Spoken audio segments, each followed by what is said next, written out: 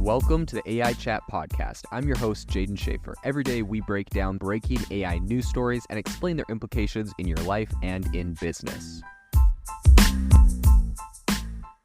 Have you ever wanted to start your own podcast? I record and publish podcasts on a platform called Spotify for Podcasters, and I absolutely love it. Essentially, you can upload from your phone or computer, and it distributes to every platform that plays podcasts. They support video podcasts, and you can make money on the platform with ads or even podcast subscriptions, something that has made my life so much easier as a podcaster. So if you're interested, I highly recommend you give it a try. You can download the Spotify for Podcast app, or go to spotify.com/podcasters to get started on your podcast today. If you are interested in seeing really interesting AI use cases, make sure to follow me over on x.com, formerly Twitter, as I will be sharing some really cool use cases of AI, and I kind of, retweet some of the greatest things I'm seeing in the space every day. So make sure to follow me at Jaden_AI. I'll drop a link to that, but also my handle is in the podcast cover. I would love to have you in the community. ChatGPT has just passed freshman year at Harvard, and its GPA is probably going to surprise you. Today on the podcast, we're talking about an experiment that was recently done by a freshman at Harvard,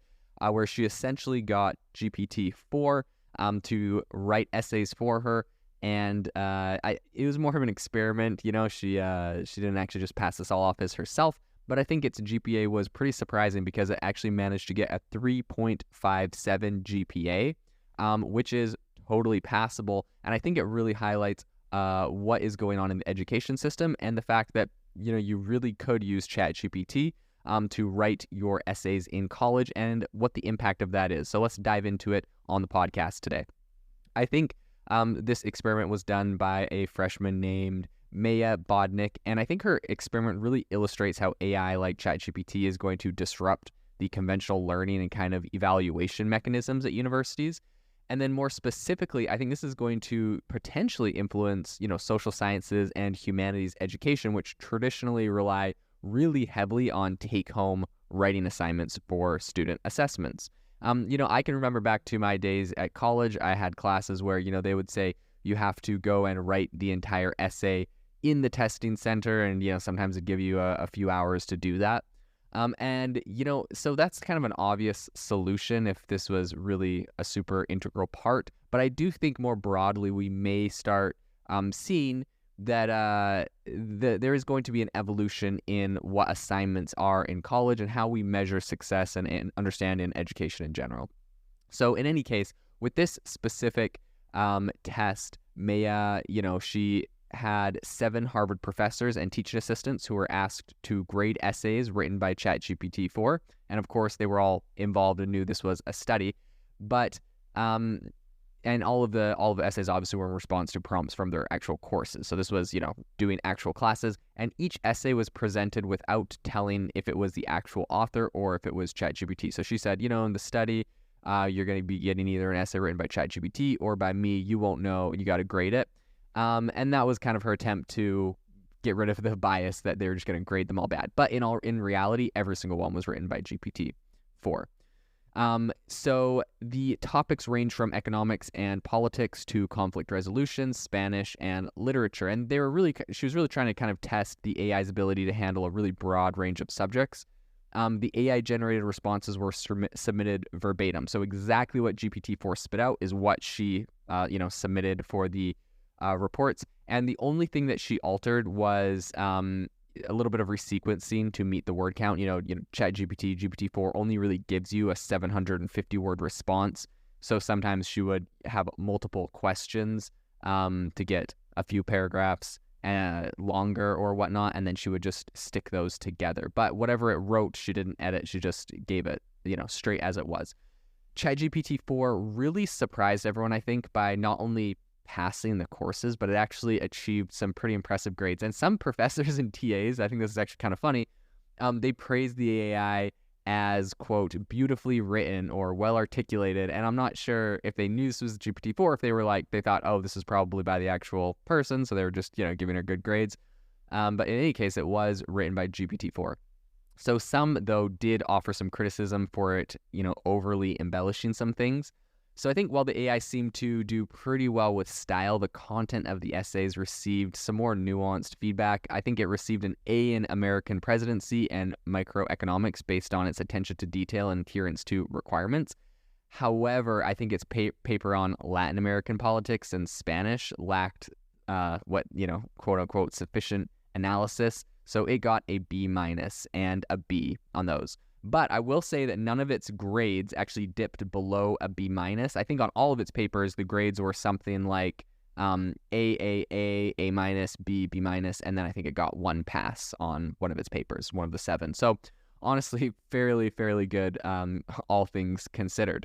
One thing that I think these results really do indicate is that AI like GPT-4 is likely going to achieve passing grades in most liberal arts courses at most universities. And I think given the model's really powerful performance, even if it might not, get the top grades at universities with stricter grading systems, right, like Princeton or UC Berkeley, someone could argue that, it's not going to work at an Ivy League. Well, okay, it worked at Harvard, so that's pretty substantial. That's kind of, the name brand university. So Princeton and UC Berkeley, maybe they'll be a little bit more strict, but with a little bit of editing and work, like I think these essays can be an A+ essay at, these are A essays at most all universities. And so I think that this is going to, no matter what, you're definitely going to pass. You're definitely going to graduate regardless of, if your GPA was the most important for your specific degree.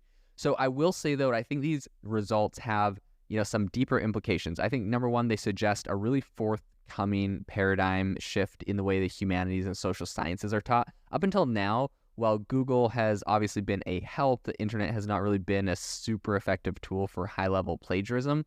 It obviously, fails to give good answers into complex, creative, or personal prompts. And I think that this, up until now, really required students to invest some sort of effort in finding the material online, and often, mixed with their own writing and creating their own citations and whatnot.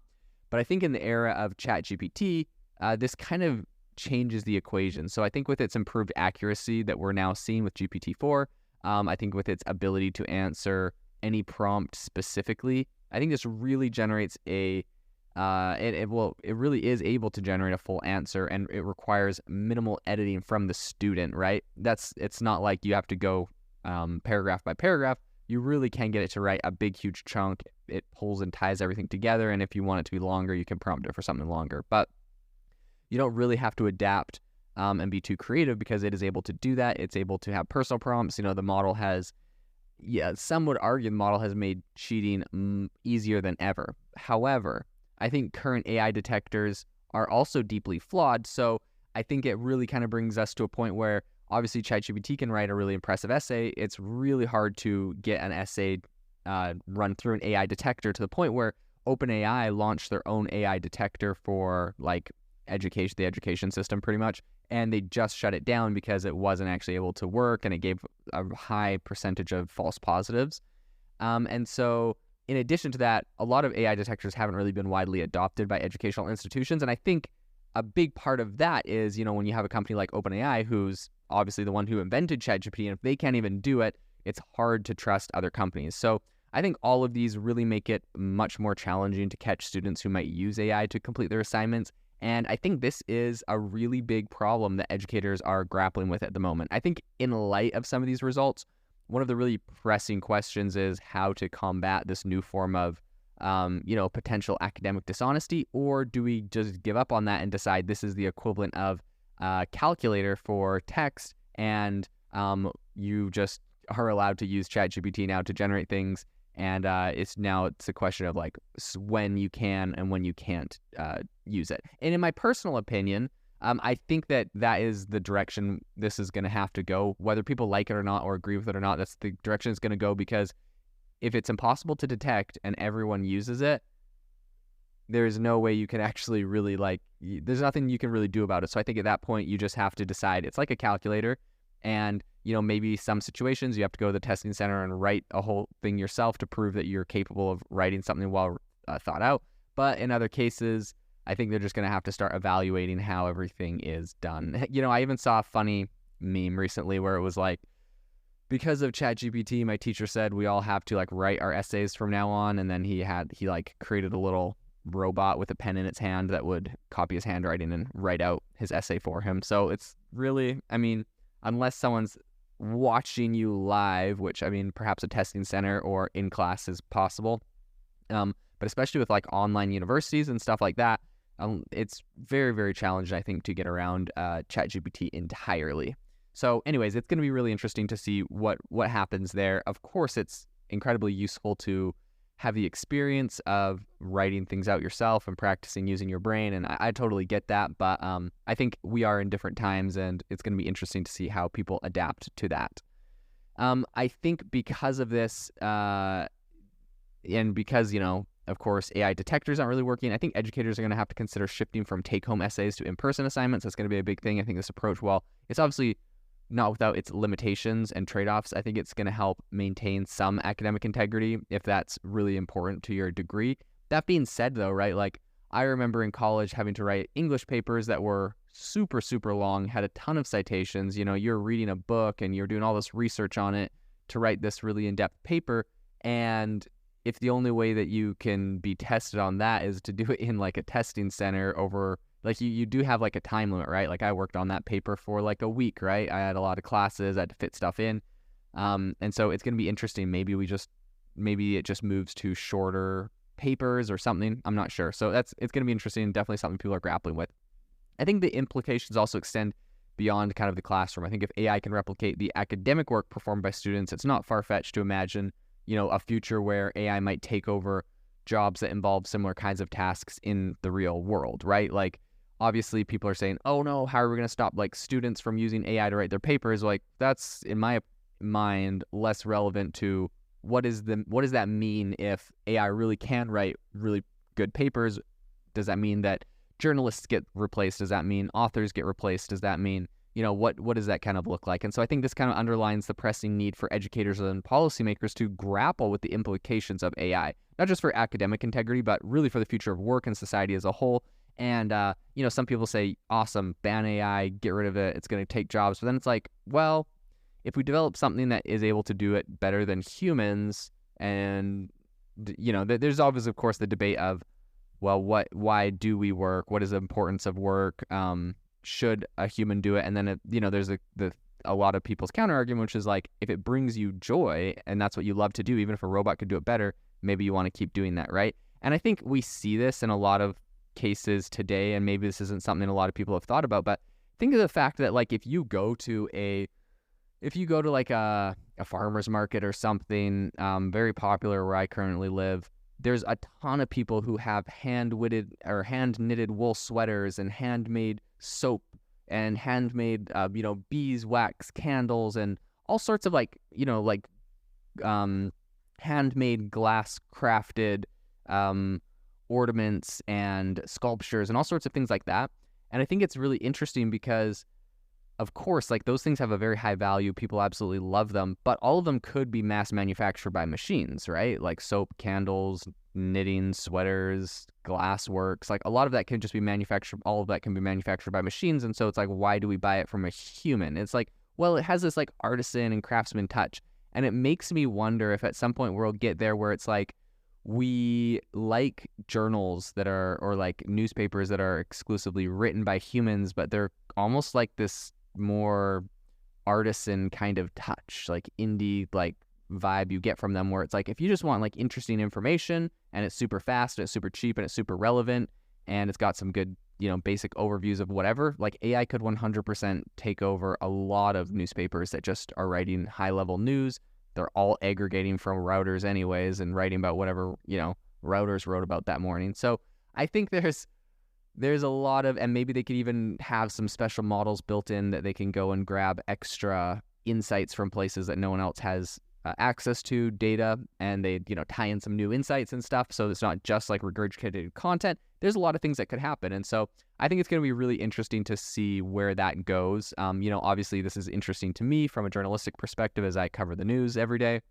But I think ultimately this experiment that happened really paints a picture of the future of education in the AI era. I think it's a wake-up call for educators, students, and institutions if they already didn't have that after testing out ChatGPT.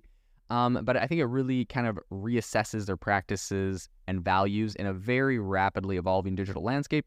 I think that the rise of this kind of technology is going to redefine the dynamics of higher education. And I think it's going to really require us to kind of reimagine how we impart knowledge and assess understanding in a world where an AI model can pass college. So this is an area we'll definitely be following into the future. Very, very interesting, and a lot of incredible advancements happening live.